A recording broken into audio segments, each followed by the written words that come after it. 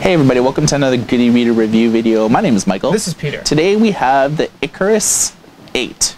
This is an 8-inch e-reader, one of the few that actually get to be this large, and it's not touchscreen. Everything's accomplished via the D-pad, but it does have left and right physical page turn buttons. This is the one thing that the company's done a really good job at, almost with its entire line of e-readers, how some have touch screens, but they all have, you know, physical buttons for the types of people that like that sort of thing. This is, you know, low cost item because it does not have like the touch screen panels and everything like that. What we're looking at here is an 1024 by 768.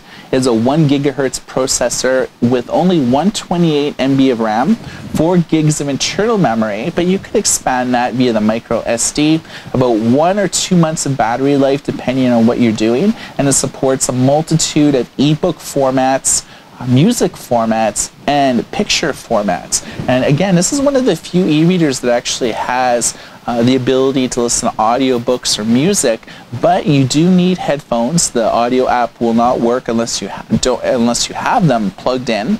But very cool. Peter, what's this e-reader really all about? Looks really nice. I absolutely love the little tiles they have here. Very Windows Phone-y. I really like it. Everything's displayed with a familiar icon and corresponding title.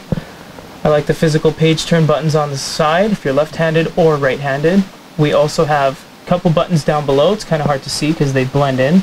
We have a home button, a more button, up, down, left, right, enter for confirmation, back, and keyboard up and down. We also have the hard reset button on the back and a very nice quality backing. It's kind of like the one that the Simple Touch uses. It's a really nice hard rubber kind of thing. We also have power button, micro SD card slot for 32 gigabytes of external storage. We have micro USB and headphone jack. We haven't seen a headphone jack since the Kindle Touch and the T2, so it's been quite a while. So like most of this company's line of e-readers, it doesn't really have an integrated bookstore, so you're going to have to buy EPUB books from other websites and then load them in with Adobe Digital Editions, or just download free ones from the internet. Actually, if you go to Extras, it actually links to the Project Gutenberg website where you can download, you know, a ton of open source, you know, free books, but it doesn't have the really ability to you know, enter a bookstore of your choice. So you can't like sub in Kobo and buy books from Kobo. It doesn't really work like that. So this is a fairly bare bones e-reader. As you can see, the main screen just basically shows the date, which the date is tremendously off, but you know, we didn't really set it up to be. Well, maybe it's different in Europe. You're forgetting about the time difference, Mike. Yeah. These are the books that we've opened up or loaded in recently. So we're going to show you two different PDFs, one large, one small, and then we have our standard EPUB book here. What type of options do we have? We've set it to refresh pages every 1 page. You can change that. When Michael was explaining the specs, I showed you that you have the options there. You also have a bunch of options under more, so you can do the conventional stuff, bookmarks, table of contents, go-to page, search. We'll focus more on the stuff that really caters the reading experience to you. Font sizes, so you have very simplistic, what is that, 8 levels of font changes, small, medium, large, and then extra large and so forth. It doesn't change live, it actually exits you out of the menu every time. You also have a separate option for margin. Very strange. Seems that Icarus releases an e-reader, the UI and the OS are always different. It always looks different. As you can see, these kind of settings were not on the Illumina. It's completely different. So it's almost like you have to learn a new device every time between the XL or the Pocket or the Icarus 8 or all of their other devices. We have rotate screen. It doesn't have a gyroscope. We have a second page of stuff too. It has mark as read, book information, and add to favorites. So, but not a lot of options to actually change the font itself. Not a lot.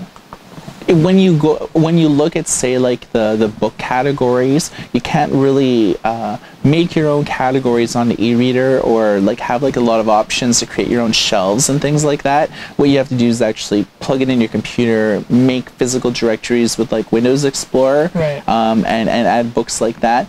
Unlike the Illumina HD, this actually tells you what format the book's in, which I find is very intuitive, especially to people that have, you know, there's 13 pages of books here. Absolutely. There's a lot. So, you know, it'll really help you. But then again, if you hit the settings button, it does give you a few sort options. Sort by title, author, recently added.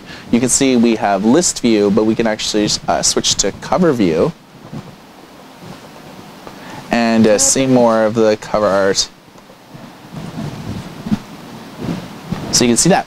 I think that looks pretty solid. No longer tells you if it's a PDF though. Yep. But you could actually, yeah, it's true. What you could actually do, what these are, is like, this book's not, we haven't flagged it as read yet. Right. So when you flag it as read, that check mark will like appear. Or when you set it to your favorites, the star will be filled in. So that's what those options earlier were. All right, let's see how the PDF experience is. So we're just looking at a cellular biology guide here, a mixture of like text, images, and things like that. It's only 17 pages. It's roughly about 2 megs. So it's not. Small. Yeah, what we found is with our standard Dungeons Master Guide and Monster Manual that we usually show you guys, this really struggled. When we tried to turn on the reflow mode, it seriously took about 16 minutes for the entire book to render, because it doesn't do it per page, it renders the entire book at once.